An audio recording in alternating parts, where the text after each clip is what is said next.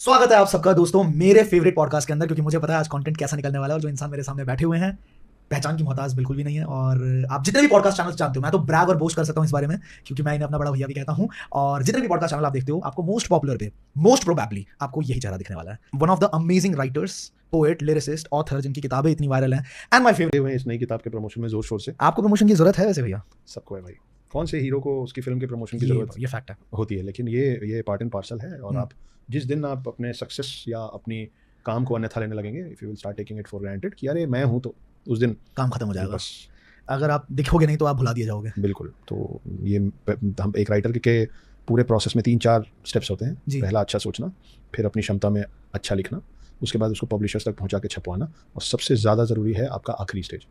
वो छाप तो देगा पब्लिकेशन जी, उसको हर बुक स्टोर पे और अमेजोन और फ्लिपकार्ट में रखवा भी देगा, लेकिन बेचने का काम पब्लिकेशन हाउस का नहीं होता है। ये बहुत बड़ा मिसकंसेप्शन है बहुत सारे ऑथर्स को कि अगर कोई बहुत बड़े पब्लिकेशन हाउस ने छाप दिया तो अपना काम हो गया। नहीं बॉस, आपका काम वहाँ से शुरू हुआ है, क्योंकि उनका काम छाप के स्टोर्स तक पहुँचाना है। अगर स्टोर्स पे नहीं बिकेगा ना तो स्टोर्स उनके पास वापस भेज देगा। तो आपको बेचना है, और वो उस किताब, कोई भी किताब तब बिकती है जब उसके बारे में लोगों को पता चलता है। ये तो मैंने आपसे एक बहुत ज़बरदस्त चीज़ सीखी वर्ल्ड बुक फेयर में। मैंने एक चीज़ देखी दोस्तों, पर्सनल एक्सपीरियंस शेयर कर रहा हूँ। Despite being so famous and मतलब इतना प्यार मिलता है आपको, इतने सारी, आपको एक सेकंड की फुर्सत नहीं होती, पर फिर भी वर्ल्ड बुक फेयर में मैंने 10 के 10 दिन इन्हें सुबह के 10 बजे से लेकर रात के करीब करीब 6 बजे तक, शाम के 6 बजे तक, 8 बजे तक खड़े रहते थे। और फुर्सत एक जगह नहीं होती थी। जहाँ ये जा रहे हैं, इस पेंगुइन पे जा रहे हैं तो वहाँ पे भीड़ लग रही है। आप एक और पब्लिकेशन था प्रभात पब्लिकेशन, वहाँ पे जा रहे हैं, वहाँ भीड़ लग रही है। हमसे भी मिलने की फुर्सत नहीं थी इन्हें, बट आपने 10 के 10 दिन लगातार ये काम किया है। उसका कारण है आशु, उसका कारण ये है ना कि मुझे समझ नहीं आता है, मेरा बहुत सारा ट्रैवल होता है और मैं बहुत सारे ऐसे सेलिब्रिटीज़ को एयरपोर्ट में देखता हूँ जो ऐसे कैप पहन के और मास्क लगा के निकलते हैं। तो मुझे बड़ा कन्फ्यूजन होता है उन लोगों को देख के कि भाई आप मेहनत तो इसीलिए कर रहे थे कि आपको सब लोग पहचान ले। आप मेहनत कर रहे थे अपनी पहचान बनाने के लिए। आज जब आपकी पहचान बन गई है तो आप अपना चेहरा छुपा के, तो ये for me this is some kind of a disrespect towards the fame that God has granted you. क्योंकि ऐसा नहीं कि काबिल सिर्फ आप हैं, आपसे भी ज़्यादा काबिल लोग हैं, लेकिन आपके मेहनत के साथ किस्मत सही जगह पे आके जुड़ गई होगी, जिसकी वजह से लोग अब पहचानते हैं। बिल्कुल सही बात। तो कई लोग तस्वीर फोटो खिंचवाने से इनकार कर देते हैं, है ना। कई लोग 30 सेकंड बात करने से इनकार कर देते हैं। आप मेरा रिकॉर्ड उठा के देख लीजिए और आप खुद वर्ल्ड बुक फेयर की बात बता रहे हैं। मैं एक एक रीडर से मैं उनको समय देकर बात कर रहा था। उसका भी एक कारण ये है कि आप सोचिए कि एक रीडर मुझको क्या देता है। सबसे पहले एक रीडर मुझे आपके जैसे किसी पॉडकास्ट पे देखता है, तो अभी ये पॉडकास्ट जितना देर का होगा वो 1 घंटा 1.5 घंटा वो अपना वक्त दे रहा है आपको सुनने के लिए। फिर उसने सुना, उसको अच्छा लगा, उसको फ्रेम में द नागा वॉरियर्स दिख रही थी, पहले द हिडन हिंदू दिखती थी, फिर उसने आपको पैसे दिए क्योंकि उसने आपकी किताब खरीदी। अब पॉडकास्ट तो 1 घंटे में खत्म हो गया था, लेकिन ये किताब को पढ़ने में और 3 पार्ट्स को पढ़ने में कई घंटे लगाएगा वो, 8, 10, 15, 20 घंटे। तो वो आपको और वक्त दे रहा है। The most expensive thing that you can give to somebody is time. फिर वो आपको, जब तक आपकी तीनों किताब पढ़ लेगा तब तक वो आपके और बहुत सारे पॉडकास्ट देखेगा और अब आपसे वो इमोशनली कनेक्ट हो गया। तो अब वो आपको क्या दे रहा है? अपने इमोशंस दे रहा है। बिल्कुल सही है। और उसके बाद उसको किसी वर्ल्ड बुक फेयर में, किसी और टॉक शो में आपसे, या किसी एयरपोर्ट में आपसे इत्तेफाक से एक बार मिलने का मौका मिलेगा। कितनी देर के लिए? 5 सेकंड, 10 मतलब 2 मिनट के लिए हो सकता है। उसमें वो आपसे चाह क्या रहा है? 30 सेकंड बात करना चाह रहा है और 30 सेकंड में फोटो खिंचवाना चाह रहा है। बिल्कुल सही है। इतना कुछ देने के बाद वो आपसे टोटल 1 मिनट चाह रहा है, और आप उसको वो नहीं अगर देंगे तो आप तो हैं ही उन्हीं की वजह से। तो आपकी गलती, आपका बेवकूफ़ापन हो जाए, बेवकूफ़ाना हरकत हो जाएगी कि आपने नहीं दिया इतना लेने के बाद। बहुत कम लोग होते हैं जो इतना डीप सोच पाते हैं दूसरे इंसान के लिए, क्योंकि इस दुनिया में लोग बहुत हैं जो अपनी दिक्कतों के बारे में बहुत डीप सोच लेते हैं, पर सामने वाला, और ये हो सकता है शायद आप ऑथर हो, इस वजह से आप इतना डीपली कनेक्ट कर पाते हो लोगों के साथ, उनके इमोशंस। इसलिए भी कर पाता हूँ क्योंकि 2014-15 में जब मैं मुंबई पहुंचा था तो आई वाज नोबडी। तो मैं I have also been on the other side of the coin ना, जहाँ मेरी इच्छा थी कि किसी के साथ तस्वीर खिंचवा दूं, पर मुझे इनकार कर दिया गया, है ना। तो अब वो होने के बाद मुझे मालूम है कि मुझे उस दिन कैसा लगा था। तो आई मेक श्योर कि मेरी वजह से ऐसा किसी को ना लगे। प्राउड। चलिए शुरू करते हैं। और आज मैं बहुत सारी तैयारी के साथ बैठा हूं दोस्तों। आज भी बहुत मजा आने वाला है और इनके जवाबों के अंदर से बहुत सारे सवाल निकालने के लिए पूरा कागज भी मेरे पास है, तो आपको भी बहुत मजा आने वाला है इस पॉडकास्ट के अंदर। सबसे पहले, जैसे कि मैंने वादा किया था मेरे पिछले पॉडकास्ट में जो अक्षत भैया के साथ हुआ था, उसका लिंक अगर आपने नहीं देखा अभी तक तो लिंक आई बटन में लगा देंगे, आप बाद में उस पॉडकास्ट को भी देख सकते हैं। तो उसके अंदर से कुछ जबरदस्त क्वेश्चंस मैं लेने वाला हूं सर, ठीक है। सबसे पहला क्वेश्चन है मयंक चौधरी का। हाय मयंक चौधरी कहते हैं कि Akshat Gupta should be education minister of Bharat, और एक @horizon_chan ये कहते हैं कि अगर sir was my teacher in my school college life I would have never skipped a single class. तो सर बताइए कि पॉलिटिक्स में एंटर करने का कोई प्लान है आपका आगे? एंटर करने का प्लान तो नहीं आशुतोष, लेकिन ये बोल दूं कि एंटर करने का मतलब मैं कभी नहीं करूंगा, ये भी सही नहीं होगा। मतलब if given a chance, why not. अगर मुझे ऐसा लगता है कि I have something to offer, और वो लोग जो मुझे पॉलिटिक्स में अगर कभी लाने का सोचे, तो नेचुरली उनको भी लग रहा है कि he has got something to offer. Correct. तो जब मुझे लग रहा है कि मैं कुछ दे सकता हूँ और उनको लग रहा है कि कुछ दे सकता है, करेक्ट, तो फिर मैं दूंगा। Very good, very nicely answered. मतलब मेरे को लगता है पहली बार किसी इंसान ने ऐसा नहीं होते हुए जब वो पॉलिटिक्स में, क्योंकि आमूमन किसी इंसान से पूछो कि नहीं जी हम तो नहीं करेंगे, बट जब मौका मिलता है तो वो कर भी लेते हैं, और फिर वो उन्हीं की वीडियो उन्हीं के साथ उन्हीं का अगेंस्ट चली जाती है बाद में। ऐसा हुआ है ना दोस्तों? आपको पता होगा किसकी बात कर रहा हूँ। बहुतों के साथ हुआ। पर ऑल्सो ये है ना कि भाई आपके हाथ में ज़्यादा कुछ होता नहीं है। आपको लगता है आप बहुत कुछ कर रहे हो, आपके डिसीजन मेकिंग एक्चुअली आपके होते नहीं। तो आज के हिसाब से आप अपना फ्यूचर प्रेडिक्ट करके नहीं बोल सकते, है ना, कि ये तो मैं कभी करूंगा ही नहीं, हो सकता है हो जाए। तो आपको हमेशा दरवाजे और विंडोज खुले रखने चाहिए, तो जो होता है अच्छे के लिए होता है, और कोई प्लान होगा किसी का जिसकी वजह से अगर कल को आ गए तो आ गए, उसमें प्रॉब्लम। सही। @सौरवी महता 733 ये पूछती हैं, हाय सौरवी। हाय सौरवी। तो ये पूछती है कि सीता जी की अग्नि परीक्षा की अनदर साइड भी है, स्टोरी ऑफ छाया, कि सीता जी असली सीता जी नहीं थी जिसको रावण हरण करके लेके गया था। तो क्या ये स्टोरी सच्ची है या बनाई गई है? मेरे हिसाब से बनाई गई है। उसके 2-3 मैं लॉजिकल आंसर्स देने की कोशिश करता हूँ। पहली बात तो सीता जी को पहले से मालूम था कि रावण उनको छू नहीं सकता है, क्योंकि रावण को एक पुराना श्राप था कि किसी भी महिला को अगर बिना उसके अनुमति के तुम हाथ लगाओगे तो तुम्हारे सर के 1000 टुकड़े हो जाएंगे, है ना, पहली बात। दूसरी बात कि अगर सीता जी खुद नहीं गई होती, उनकी छाया को अगर रावण ले गया होता, तो ये राम जी को पता होता कि उनकी सीता सुरक्षित है, फिर इतना बड़ा विध्वंस नहीं मचता। और तीसरा और सबसे महत्वपूर्ण बात कि अगर वो छाया होती तो आखिरी में जब ये बोला गया था कि वो रावण के पास रह के आई हैं और वो अब शुद्ध नहीं है, जिसकी वजह से उन्होंने फिर अग्नि परीक्षा दी थी और नाराज़गी से फिर फाइनली वो धरती के अंदर चली गई थी, है ना। तो फिर वो सब कुछ नहीं होता, क्योंकि उनको इस बात का, ये जो उन पर लांछन लगा, उस लांछन से उनको इतनी तकलीफ ही नहीं होती, क्योंकि वो तो वहाँ थी ही नहीं। तो अगर ये हुआ होता ना, तो फिर रामायण के किसी छंद में, किसी खंड में कहीं ना कहीं इस बात का रिविलेशन हम लोगों के सामने आ चुका होता कि सीता तो थी ही नहीं, लेकिन ये सिर्फ इसलिए पूरा स्वांग रचा गया था ताकि रावण को मारा जा सके। तो सीता को असल में रावण लेके गया था, ये सच है, लेकिन रावण सीता जी को कभी छू नहीं पाया था, ये भी सच है। तीसरा सवाल पूछती है अमी फलेत्रा 5815। हाय अमी। Is there any information about multiverse in our Hindu scriptures? जी बिल्कुल है ना, मल्टीवर्स के उदाहरण हैं, और एक नहीं 2 तो मुझे अभी याद हैं, और होंगे जो मुझे याद नहीं है। आप ज़्यादातर इंग्लिश के साइंस फिक्शन जो फिल्में देखते हैं, उन सब में जो बातें हुई हैं, चाहे आप टाइम ट्रैवल की बात करें, आप टेलीपोर्टेशन की बात करें, आप मल्टीवर्स की बात करें, आप पैरेलल यूनिवर्स की बात करें, ये सभी चीज़ों पे जो लोग फिल्म बना रहे हैं, ये सब आपके ग्रंथों में अलग अलग तरीके से लिखा हुआ है। 2 उदाहरण, क्या नाम बताया इनका आपने? अमी फलेत्रा। हाँ, तो अमी जी के सवाल का जवाब देते हुए 2 मैं आपको इंसिडेंट्स बता देता हूँ। एक राम से जुड़ा हुआ है और एक कृष्ण से जुड़ा हुआ है। ठीक है।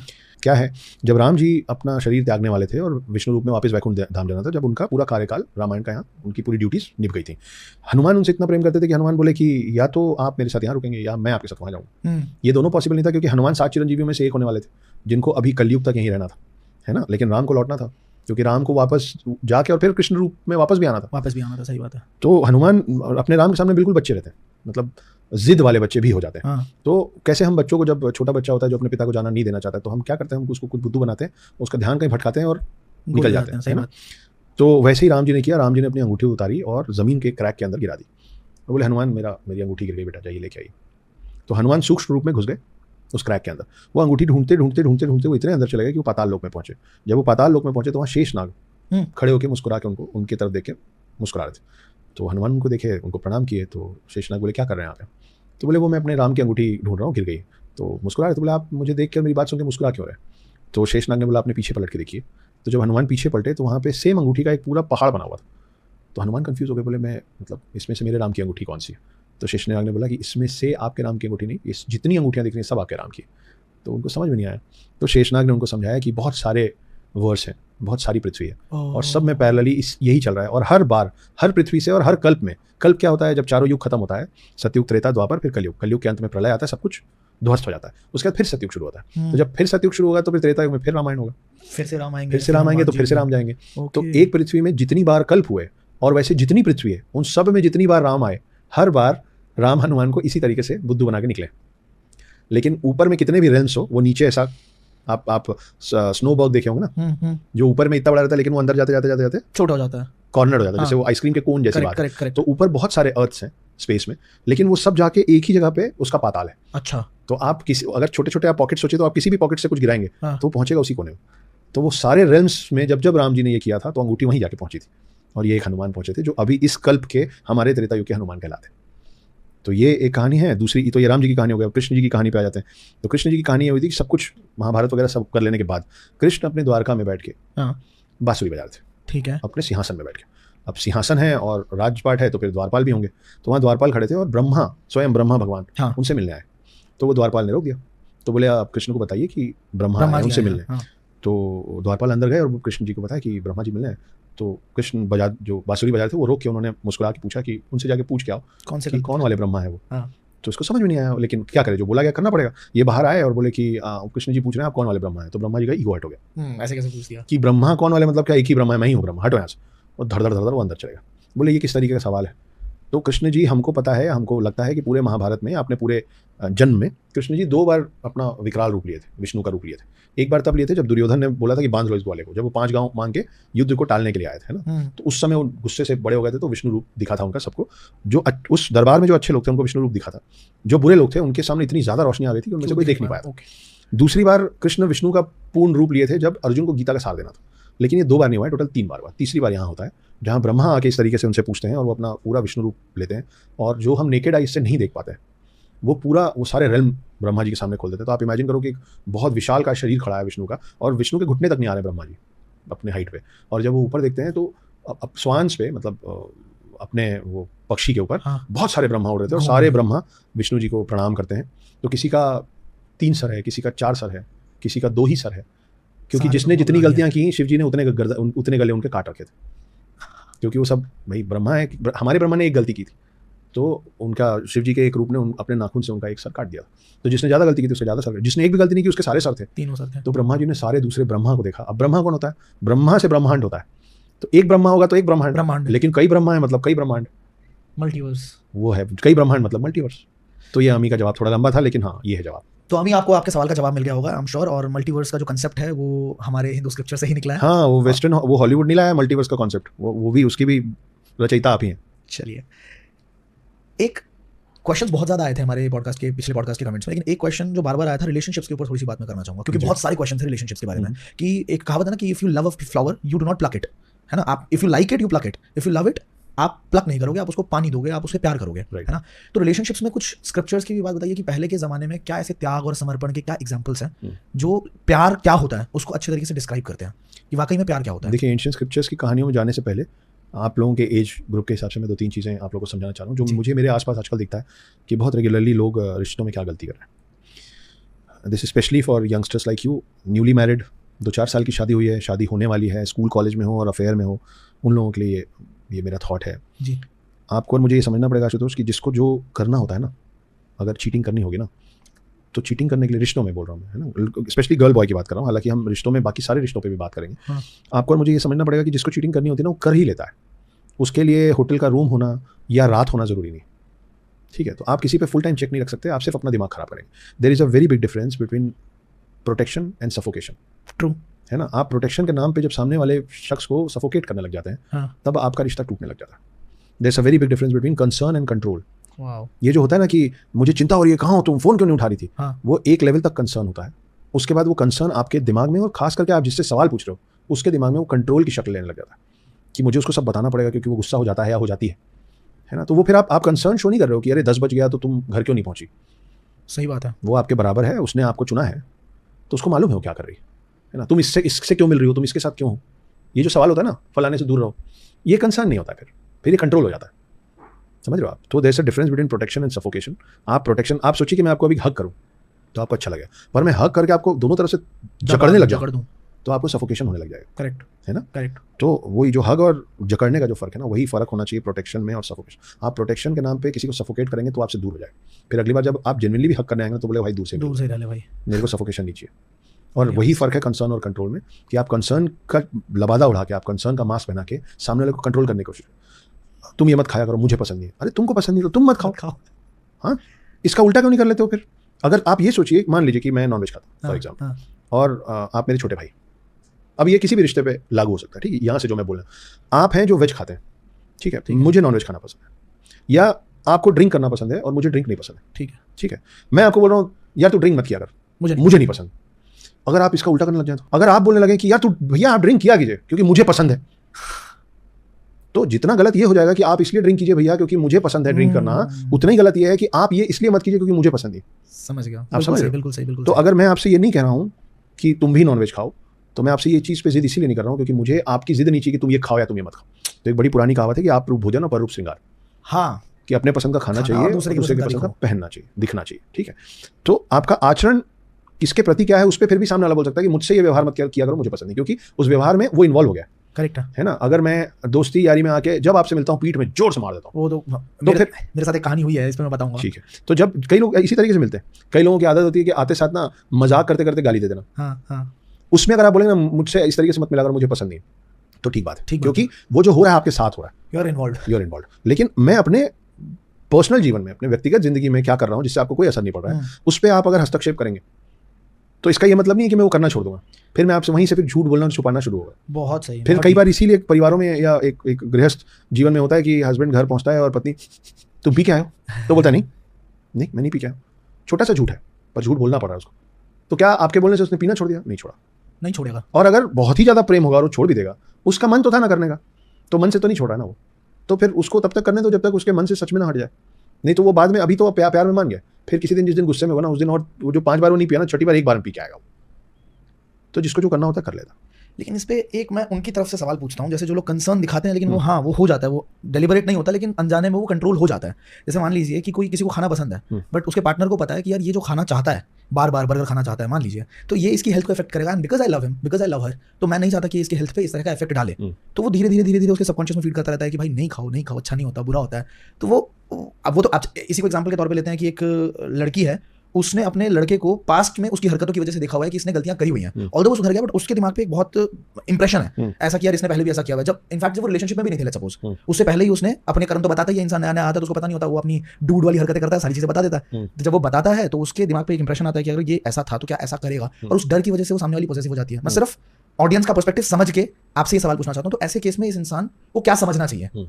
आप सोचिए कि अगर मैं आपके साथ चल रहा हूँ और मेरी नाक बह रही है, हाँ मैंने इमेजिन कर लीजिए, है ना, तो मेरी नाक बह रही है, तो लोग मेरे को वैसा देखेंगे तो मेरा मखौल उड़ेगा ना। जैसे मैंने अभी बोला कि मेरी नाक बह रही है तो आप हंसने लग गए, तो दुनिया मेरा मजाक उड़ाएगी कि ये देखो इसको होश नहीं है, इसका नाक बह रहा है। सही बात।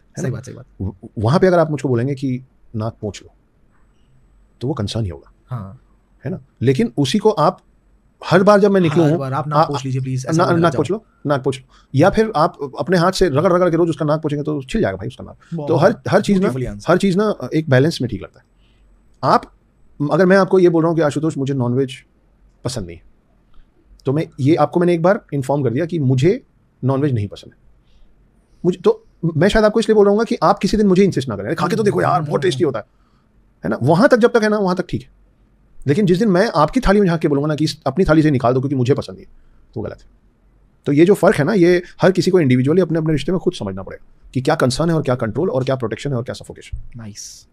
रिश्तों की जब बात हो रही है तो एक चीज आई एम श्योर आपने भी देखा होगा, मैंने तो ये नोटिस बहुत ज्यादा किया कि आज के रिश्ते ना टिक नहीं रहे हैं जी। आज के टाइम पे जो रिश्ते हैं, अदरवाइज नाले मेरी बातों को, लेकिन ये सच है, मैंने अपने आसपास देख लिया, मतलब अभी तक तो सुनता था पर आसपास ही देखने को मिल जाता है कि शादी होती है और 2-3 महीने 4 महीने के अंदर ही कुछ ना कुछ ऐसा हो जाता है।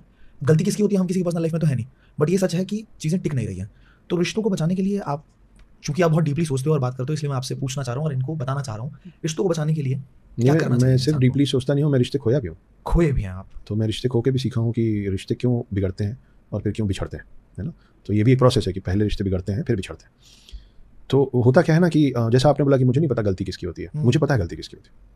किसी भी रिश्ते में किसी एक की गलती नहीं होती है ना, दोनों की होती है भाई। अगर आपको छत ढालनी है ना तो आपको भले 4 दीवार नहीं चाहिए पर 2 दीवार चाहिए, एक इस कोने में और इस कोने में, तब उसके ऊपर छत बनेगी, ठीक है ना।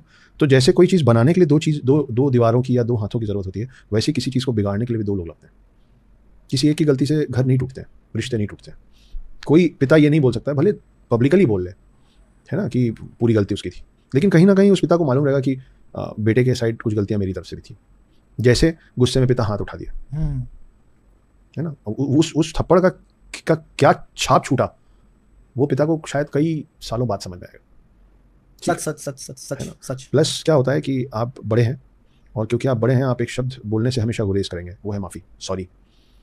तो मेरा हमेशा से ये कहना है कि एक छोटा सा शब्द माफ़ी है, रिश्ता बचाने के लिए बस वही काफ़ी। क्या बात है। बड़े और छोटे से कुछ नहीं होता यार। अगर आपको इस बात का एहसास है कि आपसे सामने वाले से हुई गलती, मैं ये नहीं बोल रहा माफ़ी इसलिए मांगो क्योंकि गलती सिर्फ आपकी थी। कई बार क्या होता है ना कि 2 में से कोई भी ये इनिशिएट नहीं कर पाता है कि मैं सॉरी कैसे बोलूं। सच। लेकिन आप देखिए और आप प्रैक्टिकली करके देखिए, आपके सारे दर्शकों से बोलो, अगर आपको लगता है कोई अच्छा दोस्त था जिससे आपकी दूरी हो गई, उसने 2 बातें बोली आपने 4 बोल दी, या उसने 4 बोली और आपने 1 बोल दी और रिश्ता खराब हो गया, कई महीने हो गए, कई साल हो गए। शायद कॉलेज का कोई दोस्त था जिसकी शादी भी हो गई, बच्चे भी हो गए, आपको सब उसके बारे में पता है लेकिन आप उससे टच में नहीं। आप उसको एक बार कॉल करिए और आप बोलिए यार वो जो अपने बीच में जो डिफरेंसेस क्रिएट हुए थे ना, उस दिन मैंने तूने 4 लाइन बोली, फिर मैंने वो जो 1 लाइन तेरे को बोल दी थी ना, आई एम सॉरी यार। पता है सामने से रिस्पॉन्स क्या आएगा, भाई मैं भी ना यही बोलना चाह रहा था तेरे को कि आई एम सॉरी यार, वो जो 4 लाइनें मैंने बोली थी ना मुझे नहीं बोलना चाहिए था। क्योंकि सबको ना अपनी अपनी गलती का एहसास होता है, गरारी वहां जाके अटक जाती है कि पहले कौन, क्योंकि सॉरी बोलने में आप नीचे हो जाते हैं ना, और कहीं नीचे नहीं होता, अपने दिमाग में नीचे होते हैं कि गलती। अच्छा आप, हाँ, और आप एक लाइन हमेशा सुनेंगे, मैं क्यों सॉरी बोलूं, गलती उसकी भी तो थी। हाँ उसकी भी तो थी, तो सॉरी मैं क्यों बोलूं। आपको ये समझना पड़ेगा कि भी एक इतना प्यारा शब्द है, भी वो शब्द है जो कभी अकेला नहीं होता। मैं हमेशा अकेला होता है और भी कभी अकेला नहीं होता। अगर आप बोलोगे मैं जा रहा हूँ, मैं भी जा रहा हूँ, तो मैं भी चलूँ क्या, तो फिर वो 1 के 2 हो गए जाने वाले। मुझे ऐसा लग रहा है, मुझे भी ऐसा लग रहा है, 1 के 2 हो गए। क्या बात है। भी इतना प्यारा शब्द है जो कभी अकेला नहीं होता। तो आप जैसे ही बोलोगे ना कि यार मुझे माफ़ी मांगनी थी, तो सामने वाला बोलेगा मुझे भी माफ़ी मांगनी थी, और रिश्ता। तो वो अगर आप पिता हैं और आपको लगता है कि कहीं थोड़ी सी गलती आपसे थी, तो ये मत सोचिए कि मैं तो बड़ा हूँ। आप और बड़े हो जाएंगे अगर आप बोलेंगे कि बेटा गलती तो तुम्हारी भी थी, लेकिन चलो मैं अपने साइड की गलती के लिए तो तुमसे सॉरी बोल ही सकता हूँ, मेरे से भी इस रिश्ते में। और यही पति पत्नी में होता है, यही गर्लफ्रेंड बॉयफ्रेंड में होता है।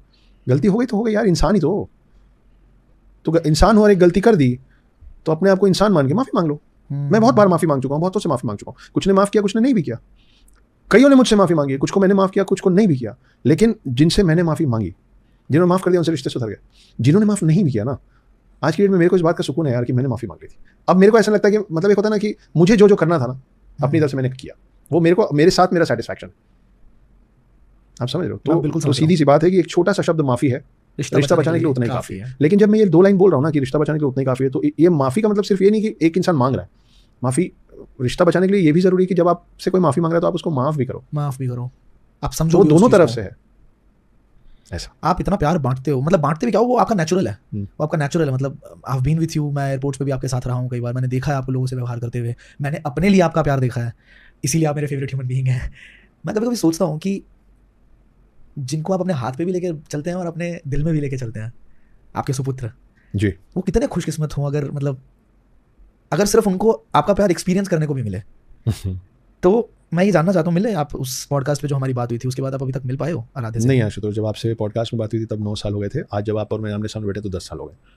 नहीं मिले। अभी हम इंतज़ार कर रहे हैं उनके आने का। लेकिन मुझे इस बात का पूरा भरोसा है कि मेरा बेटा मेरे पास लौटेगा ज़रूर। 10th क्लास कंप्लीट हो गया है, 15 साल का हो गया। अभी 23 मार्च को उनका जन्मदिन था, अब 16वां साल उनका शुरू हो गया है। थोड़ी मूंछ आने लग गई है उनकी। आपके पास पिक्चर्स आई हैं उनकी? थोड़ी बहुत। मुझसे लंबे हैं। ओह, अब मुझसे लंबे, कम से कम तस्वीरों में तो दिख रहे थे, फिट हैं। मुझे बताया गया है कि उनका ओरेटरी स्किल मेरे जितना अच्छा है, वो बात बहुत अच्छी करते हैं। एक मेडल मिला है उनको ओरेटरी स्किल्स के कारण, गोल्ड मेडल। तो ये सब पता है थोड़ा बहुत। आराध्या अगर आप सुन रहे हैं तो मैं भी अपने दिल से बोलना चाहता हूँ, या कोई भी इंसान जो आराध्या के आसपास है वो अगर सुन रहा है, तो मैं ये बोलना चाहता हूँ कि आपको मिलना ज़रूर चाहिए, आपको बात ज़रूर करनी चाहिए। क्या आप कुछ कहना चाहोगे अपनी तरफ से आराध्या को, कुछ ऐसी चीज़ें, क्योंकि आई एम श्योर ये पॉडकास्ट उस तक पहुँचेगा और पहुँचाना ही चाहिए। यार एक कोई गाना है, मुझे गाना तो याद नहीं है, पर उस गाने के 4 लाइन मैं जब सुना था तो मेरे दिमाग में सबसे पहले वो आया था और मैं वो सुन के बहुत रोया था। वो लाइन है कि मेरे ज़िंदगी के मालिक मेरे दिल पे हाथ रख दे, तेरे आने की खुशी में मेरा दम निकल ना जाए, मुझे फूंकने से पहले मेरा दिल निकाल लेना, किसी और की अमानत कहीं साथ जल ना जाए। मेरे दिल में वो हैं और मैं चाहता हूँ कि मैं जाने के पहले उनसे मिल लूँ, और मेरे को जलाओ तो रख देना, उसकी चीज़ें मेरी नहीं है। तो मेरे ज़िंदगी के मालिक मेरे दिल पे हाथ रखना, तेरे आने की खुशी में मेरा दम निकल ना जाए, मुझे फूंकने से पहले मेरा दिल निकाल लेना, किसी और की अमानत कहीं साथ जल ना जाए। वो मैं सुनता हूँ तो मैं बहुत रोता हूँ, पर फीलिंग वैसे ही है। वो रोता इसलिए हूँ क्योंकि मैं सच में इन 4-5 लाइनों से आराध्या को बहुत ज़ोर से कनेक्ट करता हूँ। तो आ जाएंगे, कोई नहीं, इमोशनल नहीं होना अपने को। भाई यार आ जाओ यार आराध्या, सच में आ जाओ भाई। मतलब I have been with him, बार बार बोल रहा हूँ मैं इनको, सिर्फ पॉडकास्ट पे नहीं, मतलब मैं पर्सनल लाइफ में भी इनको जानता हूँ और बहुत बार बात करी है, बहुत घंटों तक बात करी है। मैं जानता हूँ कि इनकी क्या फीलिंग्स हैं, और इनकी पूरी लाइफ एक ना आइडियल लाइफ जैसी है कि मतलब जिस तरह का फेम एक इंसान सोचता है, जिस तरह की कामयाबी सोचता है, जिस तरह के लोगों के कनेक्शन सोचता है, एवरीथिंग इज विद हिम। बस एक वो जो कमी है ना, और वो सबसे बड़ी कमी है इनकी लाइफ की, and I want you to fill it. Literally आप मिलो, मतलब बात तो आपको करनी चाहिए। आ जाओ यार, आ जाओ भाई यार प्लीज। ओके, सॉरी आशुतोष को रुला दिया हम आपके होस्ट को। बिल्कुल नहीं, पर आप अभी जैसे भावुक हुए ना, जैसे आपकी आंखें भर गई हैं, वो मैं लगभग हर दूसरी रात मेरी ये हालत होती है अकेले में। और मैं अभी कहीं बोला भी था कि मैं ठीक है थोड़ा फेमस हो गया हूँ, लोग पहचानते हैं, प्यार करते हैं, बहुत प्यार करते हैं, छोटे मेरे को बहुत मान देते हैं, बड़े मुझको बहुत आशीर्वाद देते हैं। लेकिन ये सच है कि हर दूसरी तीसरी रात ना मैं टूट के बिखर जाता हूँ, और फिर सुबह होके वो रात में जो इधर उधर बिखरा रहता है उसको समेटता हूँ, फिर मुस्कुराता हूँ और फिर आता हूँ काम पे। तो फेविक्विक लेके आना, समझे? इंतजार कर रहा हूँ तुम्हारा। चलो। हेलो, आई नो इस पॉडकास्ट को देखने में आपको बहुत मजा आ रहा है, काफी कुछ नया सीखने को भी मिल रहा होगा, तभी आप इस पॉडकास्ट को यहाँ तक देख रहे हो। इस पॉडकास्ट के बदले में मैं आपसे एक छोटी सी रिक्वेस्ट कर रहा हूँ कि ये जो सब्सक्राइब का बटन है इसे आप क्लिक कर सकते हैं, ताकि हमारा परिवार बहुत ज्यादा बड़ा होगा और जब कभी भी हम किसी बड़े गेस्ट को इन्वाइट करना चाहेंगे अपने प्लेटफॉर्म पे तो उनको हम बता सकते हैं कि इतने सारे लोग हैं जो आपको सुनना चाहते हैं, आपसे कुछ नया सीखना चाहते हैं। और अगर आपको इस पॉडकास्ट से थोड़ी सी भी लर्निंग मिली है, कुछ नया सीखा आपने, आपके माइंड का लेवल थोड़ा बढ़ा है, तो इसको शेयर करना बिल्कुल मत भूलना और लाइक करके मुझे इंस्पायर जरूर करना, ताकि मैं इस तरह के और भी पॉडकास्ट आपके लिए लेके आता रहूं। Thank you so much. Let's get back to the podcast. अब बात करते हैं एक लाइफ के अलग अलग स्टेजेस पे। जैसे कल परसों भी आपका एक पॉडकास्ट में देख रहा था, उसमें आप जो बता रहे थे लाइफ के स्टेजेस हैं, सर्वाइवल है, फिर उसके बाद धीरे धीरे मतलब एंड स्टेज पे आप स्पिरिचुअलिटी की तरफ जाते हैं। तो लाइफ के कितने स्टेजेस हैं? और चलो थोड़ा फनी करता हूँ इस पॉडकास्ट को मैं, अब थोड़ा गंभीर हो गया माहौल, तो आप इधर देखिए मेरी तरफ। मौत के बारे में आपका क्या सोचना है? हाँ, अभी मैंने वो 4 लाइन जो बोली इसमें आखिरी में वही है ना कि मुझे फूकने से पहले मेरा दिल निकाल लेना, किसी और की अमानत कहीं साथ जल ना जाए। जी, बहुत खूबसूरत चीज़ है यार मौत। हम लोग उससे घबराते डरते हैं, लेकिन उस चीज़ से क्या डरना जिससे आप अवॉइड नहीं कर सकते, जिससे एक दिन मिलना ही है। सच है सबसे बड़ा, युधिष्ठिर से पूछा गया था कि दुनिया का सबसे बड़ा सत्य क्या है? हाँ, मौत। तो दुनिया का सबसे बड़ा सत्य मृत्यु है। और आपको मालूम है कि धर्मराज युधिष्ठिर ने जवाब क्यों दिया था? क्यों दिया था? धर्मराज युधिष्ठिर ने जवाब इसलिए दिया था क्योंकि यमराज के बहुत सारे सुपुत्र हैं, जिनमें सबसे ज़्यादा मान्यता जिसको मिली हुई है वो खुद धर्मराज युधिष्ठिर है। हाँ? जी, तो पांडवों में जो धर्मराज युधिष्ठिर हैं वो असल में यमराज के पुत्र हैं। जैसे सूर्यपुत्र कर्ण थे, यमपुत्र, हाँ, इंद्रपुत्र थे अर्जुन, सूर्यपुत्र थे कर्ण, वैसे यमराज के पुत्र हैं धर्मराज युधिष्ठिर। और यमराज को भी एक श्राप मिला था, जिसकी वजह से उनको भी पृथ्वी में एक बार जन्म लेना पड़ा था। और वो जो जन्म लिए थे वो थे राजा धृतराष्ट्र, मतलब युधिष्ठिर के बड़े पापा उस जन्म में। कितनी मतलब ये कहाँ से ये सत्य का पता कैसे लगाऊं मैं? ये सत्य का है, कमेंट क्या कराएगा एक आधे? नहीं, पुराणों में लिखा हुआ है, किताबों में लिखा हुआ है। हम आपको, मुझे किताब का नाम याद नहीं, पर हाँ मेरे घर में है, मैंने पढ़ा है इसको, मैं सुनी सुनाई बात नहीं कर रहा हूँ। तो वो है ऋषि मंडाव थे, मंडाव बोलते हैं। हाँ। उन्होंने उनको ये श्राप दिया था, तो तब यमराज को आना पड़ा था। यमराज के साथ और बहुत इंटरेस्टिंग चीज़ें जुड़ी हुई हैं यार। अब आप देखो, अब जैसे कई लोग बोलते हैं ना कि सोल तो होता ही नहीं। सोल तो होता ही नहीं। जैसे जितने अब्राहमिक रिलीजन्स हैं, हाँ, है ना, क्रिश्चियनिटी, इस्लाम है, वो लोग पुनर्जन्म पे विश्वास नहीं करते। उनका मानना है आए गए खत्म। हम क्या बोलते हैं कि एक आत्मा होती है जो एक शरीर धारण करती है, फिर वो शरीर छोड़ती है, फिर दूसरा शरीर लेती है ना जी। तो आप कभी सोचो कि हम लोगों में बोला जाता है कि जब आप मरते हो तो आपको लेने यमराज आते हैं। सुनो, यमदूत आते हैं, यमराज आते हैं, भैंसे पे आते हैं। तो वो जब आपका शरीर खत्म ही हो गया है और उसको तो यहीं पृथ्वी में जला दिया जाएगा, तो लेने किसको? तो वो लेने क्या आते हैं? वो आत्मा को लेने आते हैं। कैसे लेने आते हैं? भैंस में बैठ के आते हैं और उनके हाथ में एक रस्सी होती है, उसको कहते हैं काल सूत्र।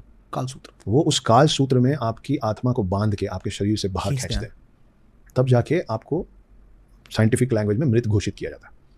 तो यमराज जो हैं वो बड़े, जैसे अभी मैंने आपको बताया कि यमराज के जो पुत्र हैं वो धर्मराज युधिष्ठिर हैं, यमराज की एक बहन भी, और वो आपकी दिल्ली में यमुना नदी। जी, तो यमराज की बहन जो है उनका नाम यमुना है।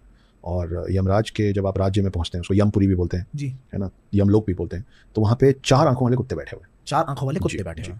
तो यमराज से जो जानवर एसोसिएट होते हैं वो है एक भैंस, जो उनका वाहन कहलाता है। उनके जो दरबान है वो 4 आंखों वाले कुत्ते हैं। ये सब लिखा हुआ है, गरुड़ पुराण में लिखा हुआ है। यमराज के बारे में जहाँ जहाँ यमपुरी को डिटेल में डिस्क्राइब किया गया वहाँ लिखा हुआ है। इनके साथ और 3 पक्षियों का नाम जुड़ता है, वो है कौवा, उल्लू और कबूतर। ओके। इसीलिए आप देखिएगा कई जगह ये बोला जाता है कि आप अपने घर में कबूतर का वास ना होने दें, वो जो कोने में एसी के बैठा रहता है, हाँ, या कहीं कोने में रखो। हाँ, तो हम हमेशा बोलते हैं कि कबूतर आपके घर में अपना घर ना बनाए।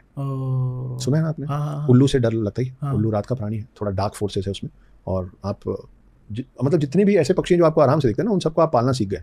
तोता है, चिड़िया है, मैना है। आप कभी किसी को कौवा पालते नहीं देखे ना, वो पलेगा भी नहीं पले। देखिए, आप कोई भी पक्षी पालतू नहीं है। पालतू तो कोई भी नहीं, पालतू कोई, वो तो हमने अपनी पिंजरे में डाल के पालतू बना दिया। वो तो आप आदमी को पिंजरे में डाल दीजिए और बोल दीजिए मेरा पालतू आदमी है, तो वो भी पालतू हो जाएगा।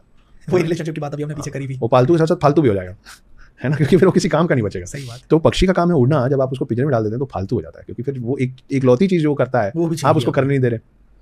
खाना पानी के लिए थोड़ी ना, उनको भी स्वच्छंद विचरण करना है। तो उल्लू, कौवा और कबूतर जुड़े हुए हैं यमराज से। वो काल सूत्र अपने हाथ में रखते हैं, तो वो आपके मृत शरीर से लेने के आते हैं आपकी आत्मा, और फिर वो आत्मा ऊपर जाती है। और यमराज यमपुरी में जज है, प्रॉपर जज है।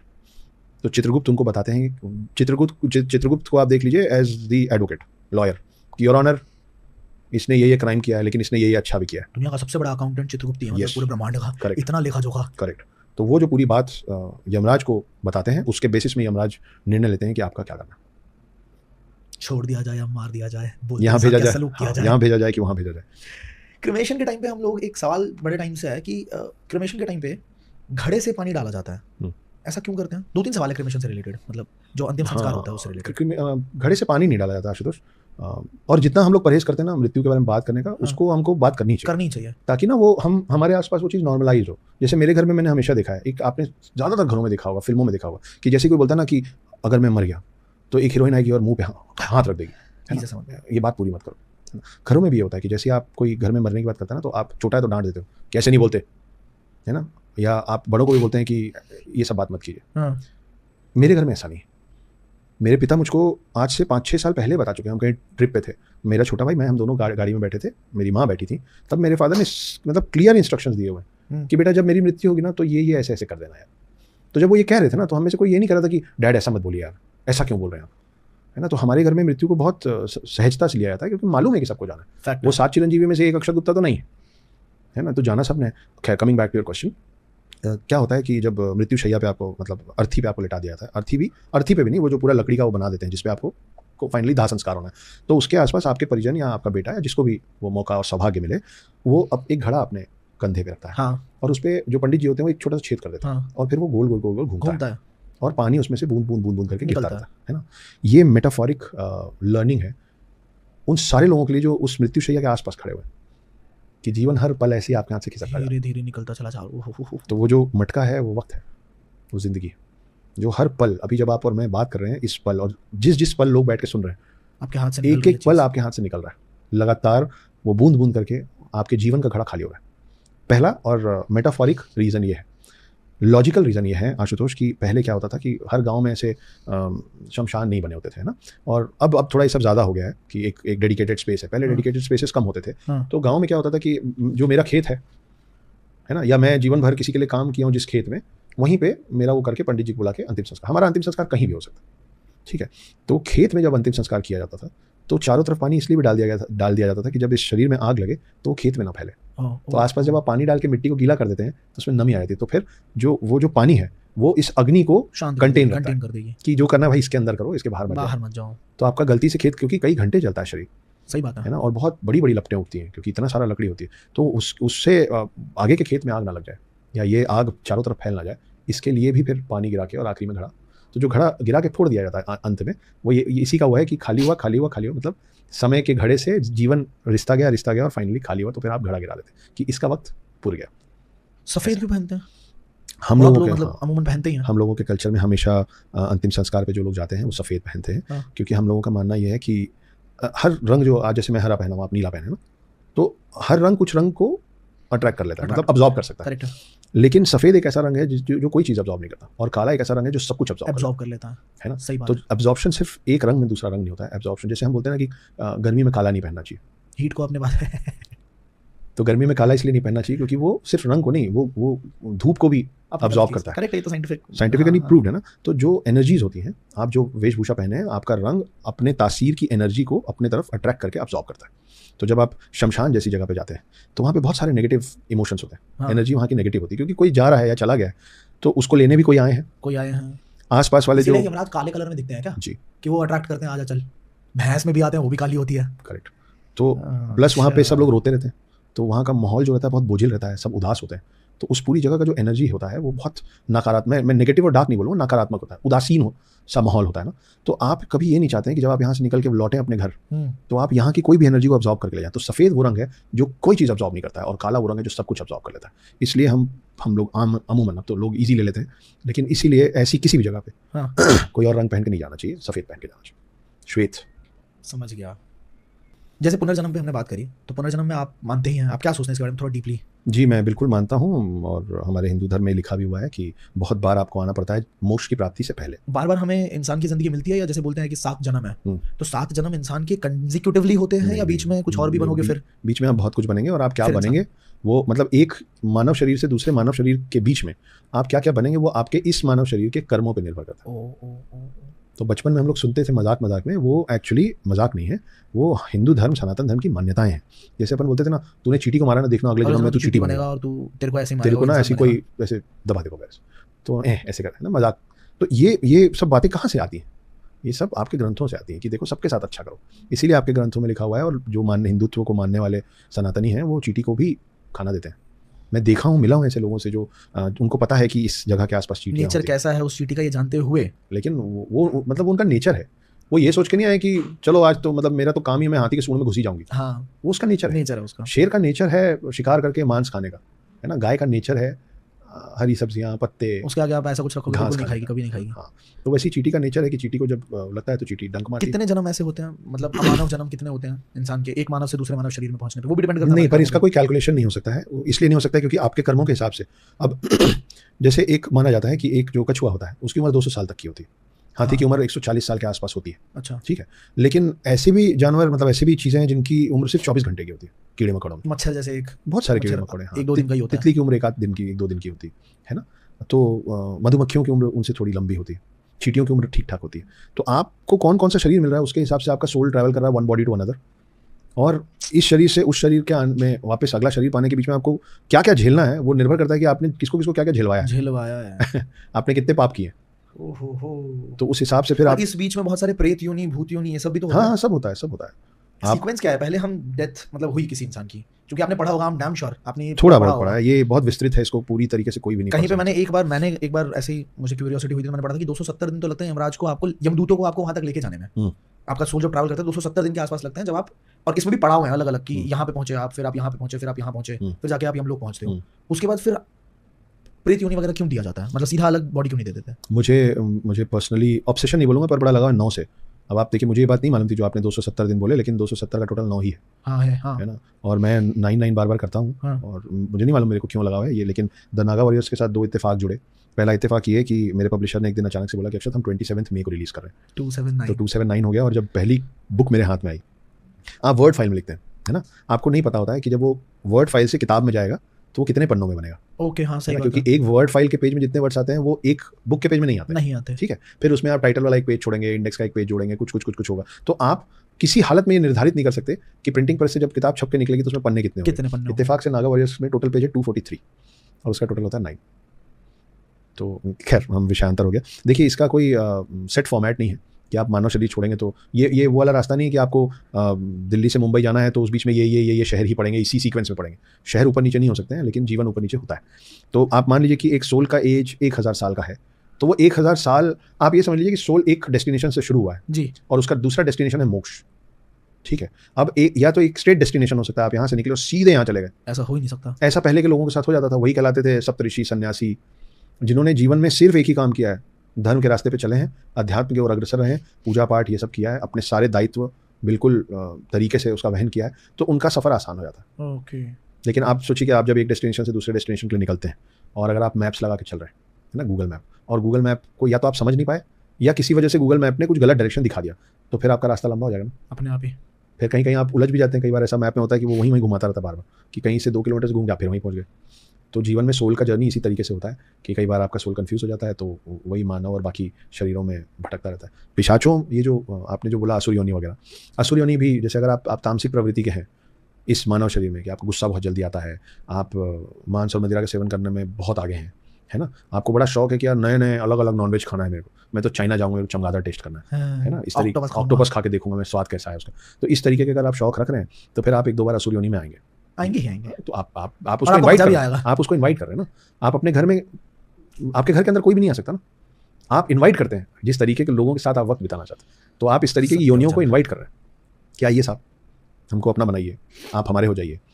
तो और ये जो मैं अभी आपको बता रहा था कि काल सूत्र में बांध के आपकी आत्मा को यमराज लेके जाते हैं, तो सोचिए कि अगर देखिए GPS सिग्नल बता रही हो, है ना, अपन अभी गूगल मैप की बात कर रहे थे, तो ये जो GPS सिग्नल लॉस्ट हो गया ना इत्तेफाक से आपके मेरे पॉडकास्ट में, वैसे ही सोल के भी GPS सिग्नल कई बार लॉस्ट हो जाते हैं। तो ये जो आत्मा होती है उसका रास्ता परमात्मा से GPS सिग्नल लॉस्ट कर देता है, उसी को आप कहते हैं भटकती हुई आत्मा, क्योंकि उसका GPS सिग्नल लॉस्ट हो गया, तो वो आत्मा उसकी भटक रही है, उसको मालूम नहीं, ना मोक्ष मिल रहा है, ना उसे कोई लेने आ रहा है, ना उसको शरीर मिल रहा है, क्योंकि वो काल सूत्र में बंद के उसको आपके, मुझे नहीं पता पर आप बोल रहे हैं तो सही होगा कि 270 दिन का जो सफर था उसमें सोचिए कि वो खुल गया, वो छूट गया, तो वो वहां पहुंचा नहीं और यहाँ वापस आ नहीं सकता, उसका क्या हो गया, GPS सिग्नल लॉस्ट।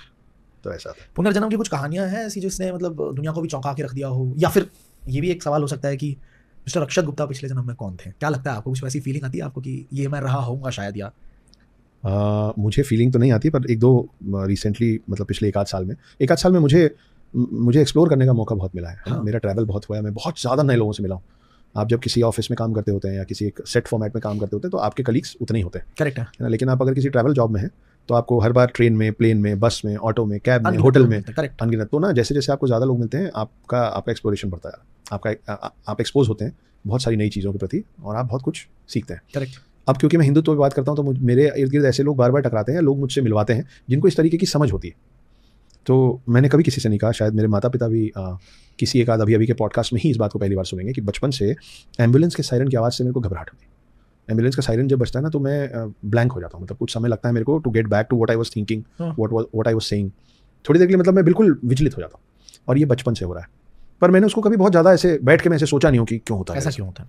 होता है भाई सबके साथ कुछ ना कुछ, किसी को पानी का फोबिया होता है, किसी को आग का फोबिया होता है, मेरे को वो आवाज़ तकलीफ देती है। हाँ। लेकिन सायरन की आवाज़ तकलीफ देती है मैं नहीं बोल रहा हूँ, मुझे पुलिस सायरन की आवाज़ तकलीफ नहीं देती, मुझे फायर ब्रिगेड के, मुझे स्पेसिफिकली एम्बुलेंस वाली आवाज़, मतलब मैं अभी बोल रहा हूँ ना तो मेरे दिमाग में एम्बुलेंस के अंदर की चीज़ें दिख रही हैं मुझे, है ना। तो और जबकि ऐसा मेरे साथ अब तक इस जीवन में हुआ नहीं है।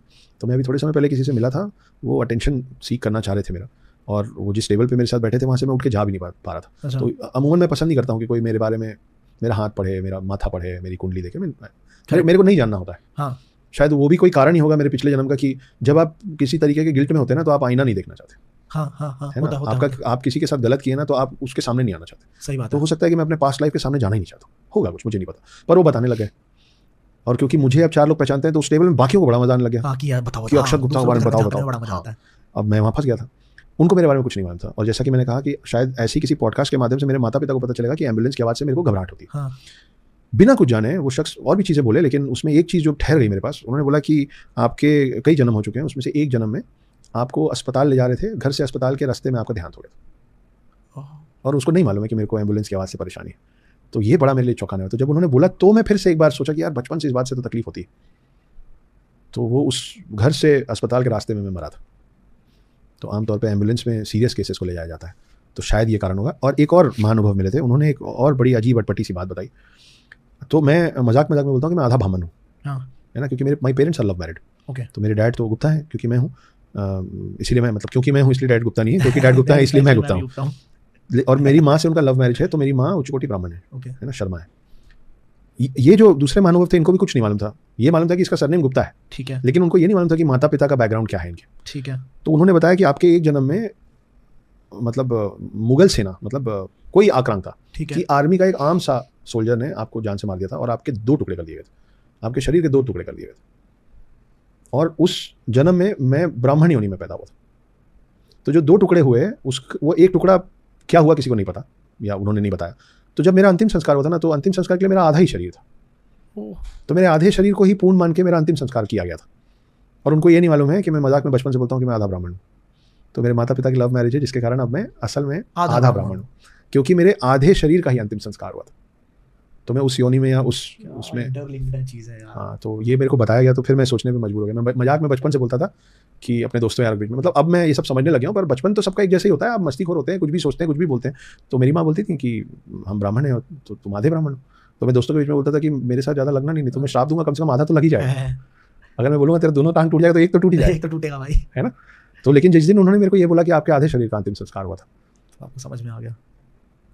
तो ये बड़ी इंटरेस्टिंग 1-2 चीज़ें। तो मुझे नहीं मालूम कि अक्षत गुप्ता पिछले जन्म में कौन थे। वीडियो के थंबनेल पे भी मैं आज देखना अभी क्या लगाऊंगा, नागा ऐसे आपका एक वॉरियर वाली पिक्चर लगा के, कौन थे अक्षत गुप्ता पिछले जन्म? नहीं, एक बार मुझे ये भी बोला हुआ है कि आप अपने धर्म के प्रति बहुत ज़्यादा स्ट्रिक्ट रहे हैं, लड़े हैं, ऐसा किसी ने नहीं बोला, लेकिन ये जरूर बोला गया कि हाँ, कि मतलब आप अपने धर्म के लिए खड़े हो जाते हैं। इस जन्म में भी होते हैं क्योंकि हमेशा से आप ये हमेशा से आया करते आ रहे हैं। क्या बात है, वॉरियर है कि नहीं वो नहीं मालूम, लेकिन हाँ, यार deeper discussions of death and पुनर्जन्म।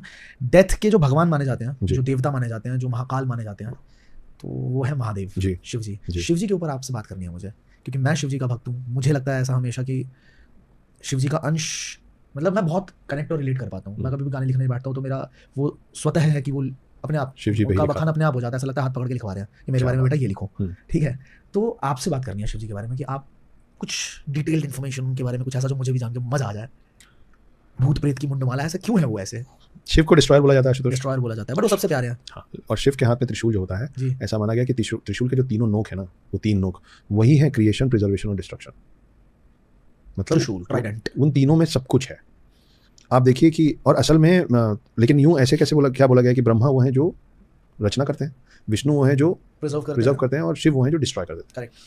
इस हिसाब से तो हर चीज़ लिविंग और नॉन लिविंग, मतलब आप खुद में ब्रह्मा विष्णु महेश है। आपको अजीब लगेगा कि क्या बोल रहे हो, आपका शरीर बना है ना, जिस दिन आप पैदा हुए उस दिन आपका शरीर बना है। अभी जब तक आप मृत्यु को टच नहीं कर रहे हैं तब तक आपका शरीर मेंटेन हो रहा है, प्रिजर्व्ड है। और सेल्स का तो डेली का ही सीन है, सेल्स आपके डेली बन रहे हैं, ऑपरेट हो रहे हैं और डेली डिस्ट्रॉय हो रहे हैं। तो आपके अंदर तीनों ब्रह्मा विष्णु महेश रोज काम कर रहे हैं। और एक दिन अंतिम में वो दिन आएगा जिस दिन शिव जी महेश काम करेंगे, सिर्फ महेश का काम होगा। तब ब्रह्मा का काम खत्म हो चुका है आपके शरीर, वो क्रिएट कर दिया, उनका काम खत्म। पूरे बीच के पूरे समय विष्णु का काम जो आपके और मेरे में चल रहा है अभी। और हर वो जो लोग जो मृत्यु को टच कर चुके हैं वो शिव के पास पहुंच जाते हैं। शिव जी के बारे में ये मैंने कहीं पढ़ा नहीं है, मैं शिव जी की तस्वीर देख रहा था और मेरे दिमाग में दिल में ऐसा आया और मेरे को ये सोच के बहुत मजा आया। वो ये कि आप देखो कि शिव की जटा में चंद्रमा है जी। चांद कहाँ है असल में? पृथ्वी से बाहर, स्पेस में। हाँ, है ना? हाँ। तो ब्रह्मांड जो स्पेस है उसका डिपिक्शन मुझे लगता है कि शिव जी के चांद से होता है कि ये भी मेरे पास है। उसके बाद है गंगा धरती पे। तो आप देखिए कि हम आकाश गंगा बोलते हैं, सोलार सिस्टम में मिल्की वे को हम आकाश गंगा बोलते हैं, ठीक है? तो वो आकाश गंगा का डिपिक्शन है। फिर आप नीचे आए तो उनके गले में वासुकी कॉइल करके बैठे हैं उनके कंधे पे। तो कॉइल करके बैठे हुए मतलब कि स्थिरता भी उतनी है, वो खुद भी स्थिर है, लेकिन उनके ऊपर एक ऐसा विशैला नाग जिसको वासुकी कहा गया है, जिसको नागों का राजा बोला गया है ना। और उनके कंठ में जहर है, इनके खुद के कंठ में जहर है। आप यहाँ किसी भी चीज़ को कितनी देर धारण कर सकते हैं, रोक के कितनी देर से? या आप निकाल देंगे या आप निकल लेंगे, है ना? अगर उन्होंने निकाल दिया तो नहीं, उन्होंने दोनों आज तक नहीं किया, वो यहाँ ठहरा के रखे हैं। वो सिंबल है पेशेंस का, वो सिंबल है पेशेंस का, जो आप और मैं कर ही नहीं सकते कि यहाँ। तो आप सोचिए कि कितनी सारी ऐसी बातें हैं जो हम हलक से उतारना नहीं चाहते हैं क्योंकि हमारे में जहर फैल जाएगा, और हम बोलना नहीं चाहते हैं क्योंकि हमारे मुंह से वो निकलेगा तो कहीं किसी का नुकसान हो जाएगा, लेकिन हम कब तक रख पाते? तो वो विष को रखे हुए हैं। इनके पूरे शरीर में भस्म लगा हुआ है, भस्म प्रतीक है अंत का, भस्म प्रतीक है अंत का। आप उसके नीचे आइए, उन्होंने जो छाल ओढ़ रखा है, शेर की छाल है ना। हाँ। तो शेर की छाल ओढ़े हुए मतलब कितनों के सेवियर है वो, ठीक है? उसके बाद उनका जो वाहन है वो है नंदी प्रतीक है इंतजार का। नंदी इंतजार ही करते रहते हैं शिव के ध्यान से उठने का, हमेशा इंतजार करते थे। इनके हाथ में त्रिशूल है, जो अभी हमने बात की कि त्रिशूल में ही तीनों हैं। और ये इतना शांत साधु किस्म का आदमी, लेकिन जरूरत पड़ने पे वो त्रिशूल उठाता है। जब तांडव करता है तो सब बर्बाद कर देता है, तो त्रिशूल भी उठाता है, जरूरत पड़ता है तो ऐसे नॉन वायलेंट है, मुस्कुरा के भोले भंडारी हैं, असुरों को भी वरदान दे देते हैं, लेकिन जब जरूरत पड़े तो फिर नाश भी कर देते हैं। आप उनके फिर वो जिस एक पत्थर पे बैठे हैं, उस पत्थर को आप समझिए पृथ्वी, कि वो पृथ्वी पे उनका वास है। आप किसी और भगवान को पत्थर पे बैठे हुए नहीं देखेंगे। सच, विष्णु जी शेषनाग पे बैठे हैं, ब्रह्मा जी कमल पे बैठे हैं, कोई मोर पे बैठा है, कोई स्वान पे बैठा है, कोई चूहे पे बैठा है। सिर्फ शिव है जो पत्थर पे बैठे हैं। तो पत्थर कहाँ होता है? पृथ्वी में। इसीलिए माना जाता है कि शिव धरती पे ही रहते हैं, वो वैकुंठ धाम में जाकर नहीं रहते। और शिव रहते कहाँ हैं? कैलाश पर्वत पे। कैलाश पर्वत क्या है? ऊंचाई, दूरी, शांति। पर्वत मतलब शांत, करेक्ट, ठीक है, ठंडक। तो उनके अंदर वो शीतलता और वो ठंडक भी है, उनके अंदर वो ऊंचाई भी है, उनके अंदर भस्म के रूप में अंत भी है, उनके कंठ में पेशेंस भी है, उनके नंदी में इंतजार भी है, उनके फिर आप त्रिपुण में तीसरा नेत्र जो खुल जाए तो तीसरा नेत्र क्या है? तीसरा नेत्र वो है जो सब कुछ देख रहा है। ऐसा नहीं होता ना कि तीसरा नेत्र खुलता है फिर कुछ समझने की कोशिश करता है, वो जिस दिन खुलता है सब बर्बाद कर देता है। लेकिन उसको कैसे पता है कि मेरे को कब खुलना है और गुस्से से खुलना है? क्योंकि जब वो बंद भी है ना तो भी उसको सब पता है, देख रहा है सब कुछ, वो सब कुछ देख रहा है। तो पूरे जो शिव जी का जो पूरा रूप है आपके सामने, उसका एक एक एलिमेंट आपको कुछ समझा रहा है। आप स्पेस समझा रहा है, मिल्की वे समझा रहा है, डिस्ट्रक्शन समझा रहा है, प्रिजर्वेशन समझा रहा है, पेशेंस समझा रहा है, इंतजार समझा रहा है, शीतलता समझा रहा है, अंत समझा रहा है, विष समझा रहा है। शेर के मतलब कितने सारे जानवरों को बचाने के लिए वो शेर की छाल को ओढ़ के या शेर के उस पर बैठे हुए हैं, वो पत्थर पे बैठे हैं। वो भगवान, वो एक लौते ऐसे भगवान है जो परमानेंटली आपके बीच में यहाँ रहते हैं। और अभी एक बहुत ही इंटरेस्टिंग चीज़ मुझे पता चली, अभी तक पूरी दुनिया में माना जाता था कि जो सबसे बड़ा सांप है, हाँ, उसके अवशेष मिले थे साउथ अफ्रीका में, ठीक है, नहीं सॉरी, उसके अवशेष मिले थे यूएस में, ठीक है, और उसको नाम दिया गया था टाइटाना बुआ, हाँ। और वो कुछ 8-9 मीटर का उसका साइज था, ठीक है, 8-9 मीटर काफ़ी होता है। तो क्योंकि आज तक सांप का मिला सबसे बड़ा अवशेष टाइटाना बुआ का था, जो यूएसए में मिला था, उसको उपाधि दे दी गई थी किंग ऑफ स्नेक्स का। अच्छा। और कई सालों से किंग ऑफ स्नेक्स टाइटाना बुआ ही था। अभी 1 साल पहले उससे भी बड़ा सांप गुजरात में उसके अवशेष मिले, वह 15 मीटर। 15 मीटर मतलब लगभग 50 फुट होता है आशुतोष।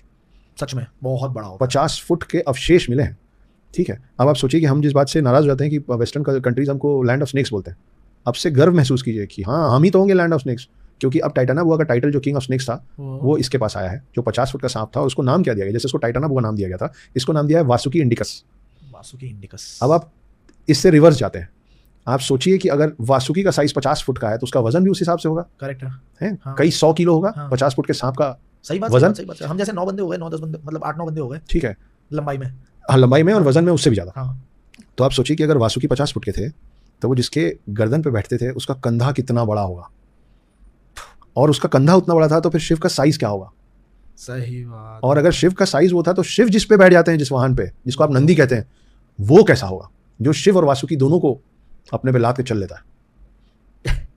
अब कुछ सुनने वाले बोलेंगे कि हम इस हिसाब से तो 100 फुट के होंगे शिव, कुछ तो भी बोल रहा है अक्षय गुप्ता, कुछ तो भी नहीं बोल रहा है अक्षय गुप्ता। हाथी के जो पूर्वज हैं उनका भी तो अवशेष मिला है, जिसको आप मैमथ बोलते हैं, हाँ। जो हाथी से 3 गुना बड़े होते थे, ठीक है। तो जब आपको अवशेष मिल गया और वो हाथी थे, हाथी का जो अवशेष मतलब जो पूर्वज थे वो मैमथ थे, जब मैं ये प्रूव कर पा रहा हूं तो आप मेरे को कैसे इस बात से डिसअप्रूव करेंगे कि मैमथ के पहले भी तो उनका कोई वंशज होगा, तो वो ऐरावत होगा। ये बिल्कुल ऐरावत होगा, जिसपे इंद्र सवारी करते थे। आज जो आप शेर देखते हैं, जो आज भी आपके मेरे जैसे 20-50 को तो अकेले फाड़ दे, ठीक है, उसका जो पूर्वज था वो उससे 3 गुना बड़ा था, उसका नाम था सेबर टूथ। अच्छा। हाँ, इसके ये अवशेष मिले हुए हैं, मैं मन से नहीं बोल रहा हूँ, इसके अवशेष मिले हुए हैं, ठीक है, ये सच था। तो फिर सेबर टूथ के ऊपर भी कुछ होगा। तो हर चीज आप देखिए पहले बड़ी थी और समय जैसे जैसे कई हजार साल बीते हैं उन सबका साइज छोटा होता जा, यही पूछने वाला था कि हाँ जैसे जैसे वक्त बीता है उनका साइज छोटा होता है, लाइफ स्पैन भी छोटा हो रहा है। तो ऐसा क्यों नहीं हो सकता कि जब हाथी के पूर्वज मैमथ और ऐरावत थे और शेर के पूर्वज सेबर टूथ था जो उससे 3 गुना बड़ा था, तो मेरे शिव हो सकते होंगे 40 फुट के, बड़े 8, 9, 10 फुट के आदमी तो आज भी हैं, बास्केटबॉल खेलते रहते हैं। जो शिव के अवतार रहे हैं 11वें, मैं कहीं पे पढ़ रहा था कुछ दिनों पहले, 1000 ऐरावत हाथियों की शक्ति होती है इंद्र के अंदर, है ना, और 1000 इंद्र की शक्ति होती है इंद्र के वज्र में, और 1000 इंद्र का वज्र जो होता है उतनी शक्ति हनुमान जी के एक बाल में। ये चीज लिखित में थी एक जगह पे। अब हनुमान जी तो कितने शक्तिशाली थे ये तो हम सबको पता है, बिल्कुल, जो सहस्त्र योजन पर भानु लील्योताय मधुरफल जानू, वो जिनका अवतार है उनकी शक्ति का क्या ही अंदाजा लगाएंगे आप, सही बात।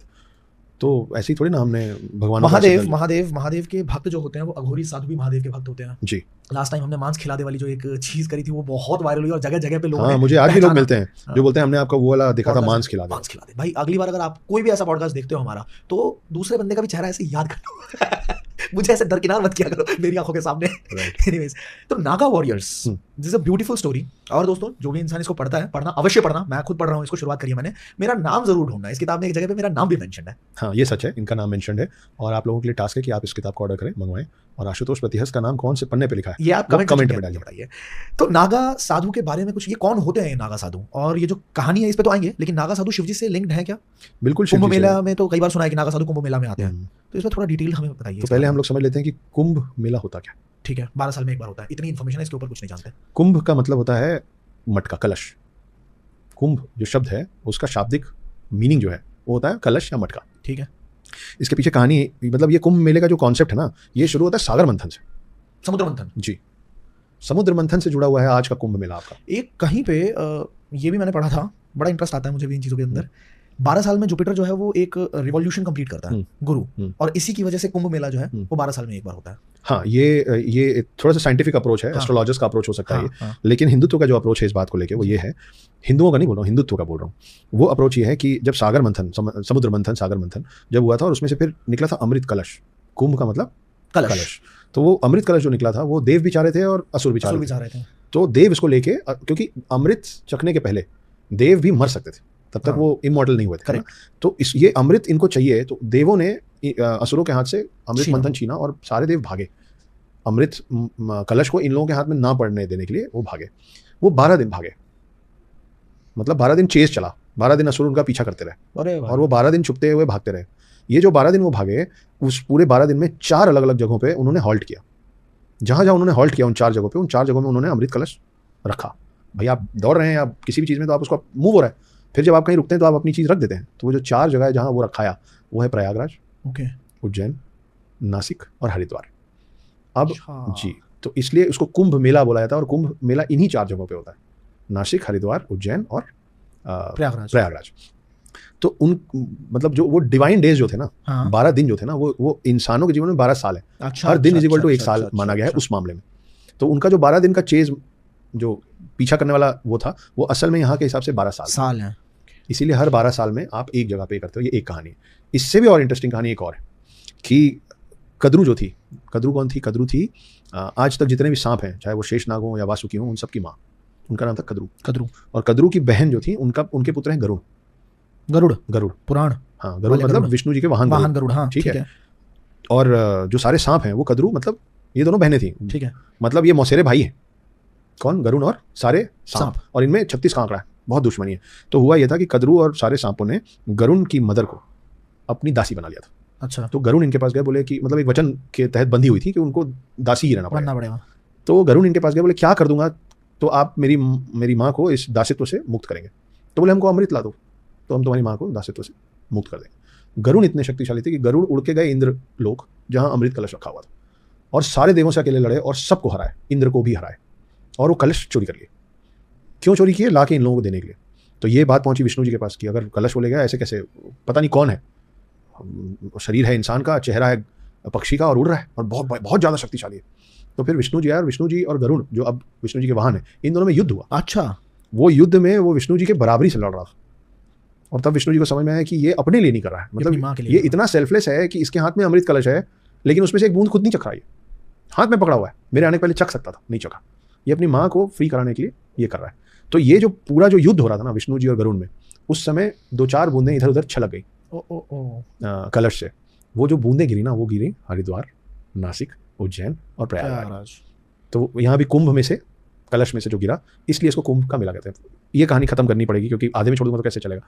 तो फिर विष्णु जी को जब समझ में आया तो विष्णु जी ने युद्ध रोका और गरुड़ से बोला कि ठीक है, तुम उनको देना चाहते हो तुम उनको दे दो, लेकिन अगर मैं यहाँ से तुमको अमृत कलश लेके जाने दूंगा तो मैं चाहता हूँ कि लौट के तुम आजीवन मेरे वाहन बनो। तो गरुड़ ने बोला आप मेरे को अमृत कलश ले जाने दीजिए और मैं वो नागों को दूंगा, नागों की माँ कद्रू को दूंगा और मेरी माँ फ्री हो जाएगी, उसके बाद आप मुझे जो बोलेंगे मैं करूँ। तो बोले तुम्हारा काम सिर्फ ये है ना कि तुमको उनको अमृत कलश दे देना है ना, वो पी पाएंगे या नहीं पी पाएंगे उस पर तुम्हारा बोले नहीं कोई लेना देना। बोले ठीक है मैं चलता हूँ, तुम देना, पीने तो हम देंगे नहीं।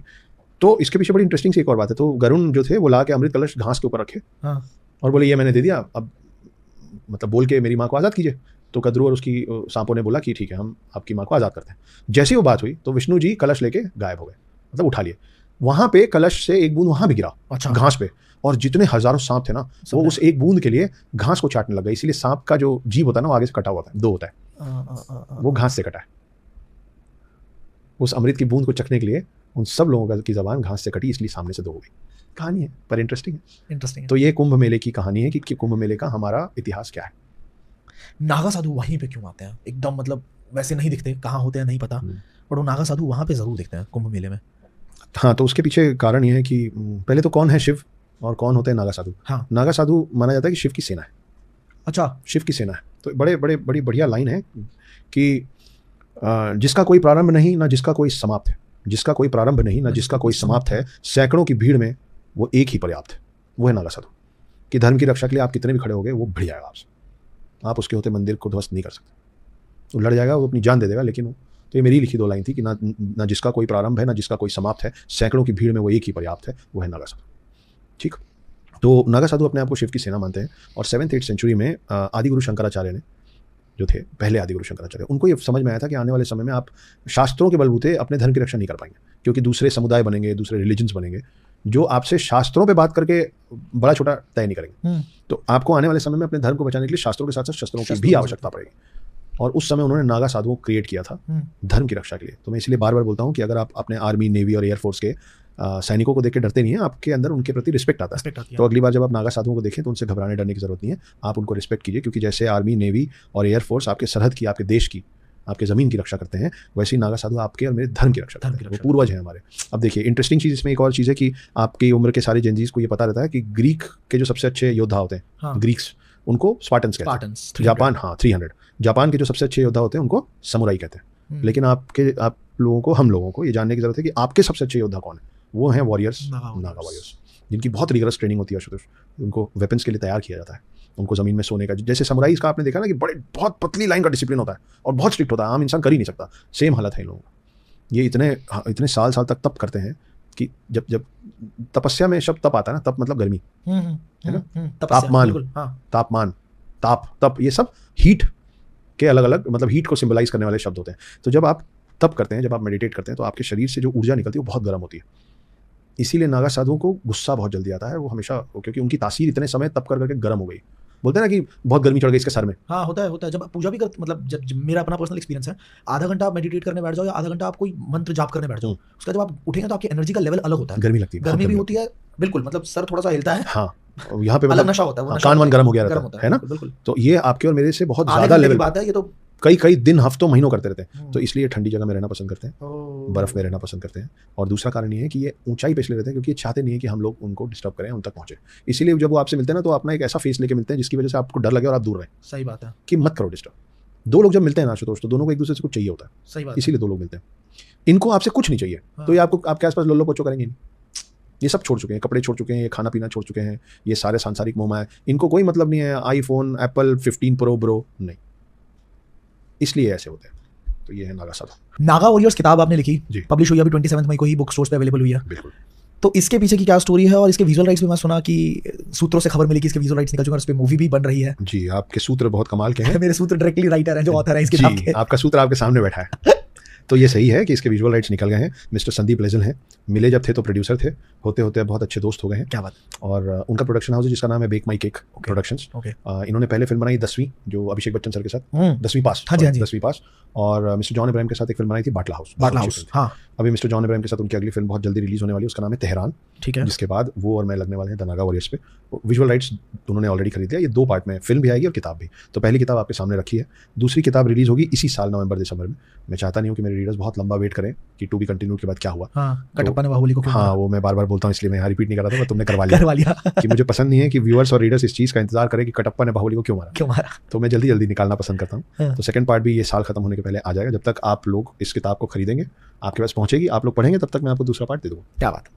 तो ये है आपके सवाल का जवाब। तो हाँ, इसके विजुअल राइट्स निकले और इस पर बहुत धांसू फिल्म बन रही। कब तक आ जाएगी फिल्म अंदाजे से? ये बड़ा सब्जेक्टिव क्वेश्चन है यार, क्योंकि एक फिल्म बनाना 1-2 लोगों के हाथ में नहीं होता है। किताब लिखना अकेले मेरे हाथ में, इसलिए मैं बता पा रहा हूँ कि सेकंड पार्ट नवंबर तक दे दूंगा। लेकिन फिर ये चीज़ कर पाना बड़ा कठिन है। एक्टर्स के डेट्स, डायरेक्टर्स की प्रिपरेशन, है ना। फिर अच्छा, हिस्ट्री में जैसे नागा वॉरियर्स रहे हैं, नागा वॉरियर्स के अलावा और कौन कौन से बहुत बड़े वॉरियर्स आपको दिखते हैं, मतलब हमारे भारत के इतिहास में? मेरे पसंदीदा एक जो हिस्टोरिकल कैरेक्टर है वो है पृथ्वीराज चौहान। क्या बात है। हालांकि जो फिल्म आई थी पृथ्वीराज चौहान, वो असल में जो कहानी हमने बचपन से पृथ्वीराज चौहान की सुनी वो ऐसी नहीं है। जैसे पृथ्वीराज चौहान कुछ 12 या 13 बार मोहम्मद गजनी को हरा के छोड़ दिए थे। वो हर बार हमला करता था, वो हारता था, फिर छोड़ देते, बोले जाओ यार, है ना। ये हम लोगों की हमेशा से, उस समय से आज तक हमारी यही गलती होती है कि हम ख़त्म नहीं करते, हम छोड़ देते हैं। तो वो 12-13 बार उन्होंने छोड़ा। इतनी बार छोड़ने के बाद फिर एक बार मोहम्मद गजनी बहुत बड़े प्रिपरेशन से, बंदा भी ढीठ ही था, बार बार आ रहा था। उसके पीछे एक बहुत कहीं सुना था मैं कि मोहम्मद गजनी बैठा हुआ था हार के जंगल में, और वो देखा एक चींटी अपने से भी ज़्यादा वजन अपने मुंह में दबा के पेड़ में चढ़ने की कोशिश कर रही थी। वो चढ़ती थी, फिर गिर जाती थी, फिर चढ़ती थी, फिर गिर जाती थी। वो 12 बार कोशिश की, 12 बार नहीं चढ़ पाई, 13वीं बार फिर कोशिश की, चढ़ गई। उससे उसको हिम्मत मिली कि मैं भी 12 बार हारा हूँ, फिर कोशिश करूँ। तो मोहम्मद गजनी, देखिए कोई विलेन हो कोई हीरो हो, सीखने के लिए सबके पास सबसे आप कुछ ना कुछ सीख सकते हैं। तो मोहम्मद गजनी ने 13वीं बार हमला किया पृथ्वीराज चौहान पे, जिसपे पृथ्वीराज चौहान को हराया। लेकिन उसने वो गलती नहीं की जो पृथ्वीराज चौहान हर बार कर रहे थे। उसने नहीं छोड़ा। उसने सब बर्बाद किया, पृथ्वीराज चौहान का दोनों आंख फोड़ा और उसको अपने कारागार में डाल दिया, मतलब जेल में डाल दिया कि तुम अब बचे पूरे जीवन अंधे रहो, यहाँ रहो। लेकिन उसके साथ, पृथ्वीराज चौहान के साथ, उसने उनका एक मंत्री भी डाल दिया जो पोएटिक लैंग्वेज में बात करता था। अगर आपने फिल्म देखी हुई तो सोनू सूद का जो रोल था, हाँ, है ना, कि वो बड़े समझदार थे और पोएटिक लैंग्वेज में बात करते थे। तो अब पृथ्वीराज चौहान का एक ही लक्ष्य बच गया था कि मेरे को मोहम्मद गजनी को मारना है, खत्म करना है। कैसे करे? अंधा आदमी जेल के अंदर। तो वो जेल के अंदर अपने इस मंत्री को बता के प्रैक्टिस शुरू की है, आवाज़ पे तीर चलाना, मतलब शब्द भेदी बाण जिसको बोलते हैं, कि आवाज़ जहाँ से आएगी वहाँ से सिर्फ आवाज़ सुन के बंद आंखों से या बिना आंखों के आप तीर मारेंगे और करेक्ट लगेगा। ये सच है, ये आपकी हिस्ट्री है। वो उसकी तैयारी करना चालू किया और मोहम्मद गजनी के पूरे राज्य में साल में एक बार, जैसे जिसको आजकल आप और मैं एनुअल फंक्शन बोलते हैं ना, उस तरीके का एक बहुत बड़ा समारोह होता था। उसमें कैदी भी आते थे, हाँ, मतलब जो भी अपना कोई आर्ट फॉर्म दिखा सकता है जिसकी वाहवाही हो रही है वो आते थे, और कोई करतब दिखा रहा है, कोई डांस दिखा रहा है। तो ये बात मोहम्मद गजनी तक पहुंची कि पृथ्वीराज चौहान आवाज़ पे तीर चलाना सीख गए। तो बोले अच्छा, अंधा अभी भी, अंधे के पास अभी भी कुछ शैली बची है, देखना है मेरे को। तो उनके लिए अलग से, मोहम्मद गजनी के लिए अलग से सिंहासन बनाया गया बहुत ऊंचा। हाँ। कि आप इमेजिन करो जैसे सब तरफ लोग हैं और एक तरफ में एक बहुत ऊंचे से सिंहासन पे, टावर जैसा सिंहासन, हाँ, उसके ऊपर में मोहम्मद गजनी बैठा और बोला कि बुलाया जाए। तो ये आए, साथ में इनका मंत्री आया, दोनों कैदी। तो बोले दिखाओ। तो बोले मेरे को, हमको 2 तीर चाहिए। बोले 2 क्यों चाहिए? बोले इंसान ही है, एक बार अगर मिस आउट हो तो एक मौका और मिलना चाहिए। तो बोले हाँ ठीक है, दे दो, 2 तीर दे दो। तो पृथ्वीराज चौहान को 2 तीर दिया गया। दूर में कहीं पे एक बंदा कुछ घंटी या कुछ लेके खड़ा कि मैं इसको आवाज़ करूँगा, और किस तरफ से आवाज़ आएगी चारों तरफ से मैं मालूम नहीं। ये बंदा ऐसे खड़ा हुआ है कि जहाँ से आवाज़ आएगी मैं तीर चला दूँगा। और फिर एक तरफ से जहाँ से आवाज़ आई, पृथ्वीराज चौहान तीर चलाया और जो चीज़ से आवाज़ आई थी वो भेज दिया। तो ऊपर बैठे बैठे मोहम्मद गजनी खुश हुआ और ताली बजा के बोला वाह। तो जैसे ही वो बोला, अब पृथ्वीराज चौहान को मालूम है आवाज कहाँ से आई है, हाँ, और ऊंचे से आई है, हाँ, लेकिन कितने ऊंचे से आई नहीं पता। हाँ, तो उनका जो कविता में बात करने वाला मंत्री था ना, उसने बोला 4 बांस 24 गज, हाँ, अंगुल अष्ट प्रमाण। 4 बांस मेजरमेंट दे रहा है उसको, 4 बांस 4 बैम्बूज, 24 गज 24 गज, अंगुल अष्ट प्रमाण 8 फिंगर्स, 4 बांस 24 गज अंगुल अष्ट प्रमाण, ताऊ ऊपर सुल्तान है मच चुके चौहान। और बस वो बात ये कविता के तौर पे बोला, वहां किसी को समझ में नहीं आया, और वहां से मोहम्मद गजनी बोला वाह, और दूसरा तीर चला गजनी के मुंह के आर पार, गजनी वहीं खत्म, वहां बैठा बैठा वो आदमी मर गया वाह बोल के। उसको कहते हैं शब्द भेदी बाण, कि उसके मुंह से एक शब्द निकला वाह, और उसका खेल खत्म। तो हारने के बाद भी, मतलब ये है असली बाजीगर, कि हारने के बाद भी पृथ्वीराज चौहान उसको मारने के बाद मरे। और मोहम्मद गजनी के आदमियों के हाथ नहीं मरे, वो अपने मंत्री को बोले थे कि जैसे ही उस पर मैं तीर चलाऊंगा तो तुम मेरे को मार देना, मैं दुश्मन के हाथ से नहीं मरना चाहता। उनका मंत्री पहले उनको मारा, फिर खुद को मारा। ये हैं आपके हिंदू सम्राट, ये हैं आपके आपका शौर्य, आपको पता नहीं है। लेकिन इस कहानी में आज की एक कहानी गजब की जुड़ी हुई है, जो बहुत कम लोगों को मुझे भी नहीं पता थी, कहानी मैंने मूवी भी नहीं देखी थी। नहीं, उस मूवी में 4 बांस 24 गज वाला बताया ही नहीं बताया। अच्छा, दिखा, वो पता नहीं क्यों फॉर सम रीजन उन्होंने वो दिखाया ही नहीं। और लास्ट में पृथ्वीराज चौहान शेरों से लड़ रहे हैं, और ये सब असल में कुछ नहीं हुआ था, ये सब शोबाजी थी। खैर, आप सोचिए कि हम लोग कौन लोग हैं, उसका एक जीता जाता प्रमाण और प्रतीक है शेर सिंह राणा। आपको पता है कौन है शेर सिंह राणा?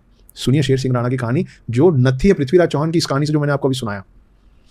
जब पृथ्वीराज चौहान को मार दिया उनके मंत्री ने, तो सब लोगों ने डिसाइड किया कि पृथ्वीराज चौहान ने गजनी को मारा, गजनी हमारा शासक था। हाँ। तो आज जो कंधार है, अफगानिस्तान में कंधार जो शहर है, कंधार, वहाँ पे मोहम्मद गजनी का मकबरा बनाया गया, और वहाँ पे पृथ्वीराज चौहान को जहाँ से घुसते हैं ना पैर रख के, वहाँ दफनाया गया। अच्छा, ताकि हर मुस्लिम जो मोहम्मद गजनी के मकबरे पे मत्था टेकने आए, सर झुकाने आए, वो उस पे पैर रखे जाए। हाँ। पृथ्वीराज चौहान के शरीर पे पैर रखे जाए, वहाँ उनको गाड़ दिया गया था। ये लोगों को पता नहीं था।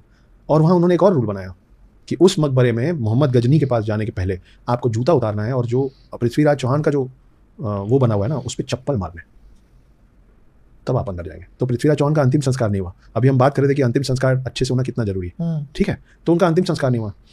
शेर सिंह राणा एक बंदा है जिसने फूलन देवी का कत्ल किया। अच्छा, बैंडिट क्वीन फूलन देवी। हाँ। जब वो पॉलिटिशियन हो गई तो उसका कत्ल करने वाले का नाम है शेर सिंह राणा। वो कत्ल इसलिए किया क्योंकि जब वो डकैत थी तो उसने 22 राजपूतों को मारा था।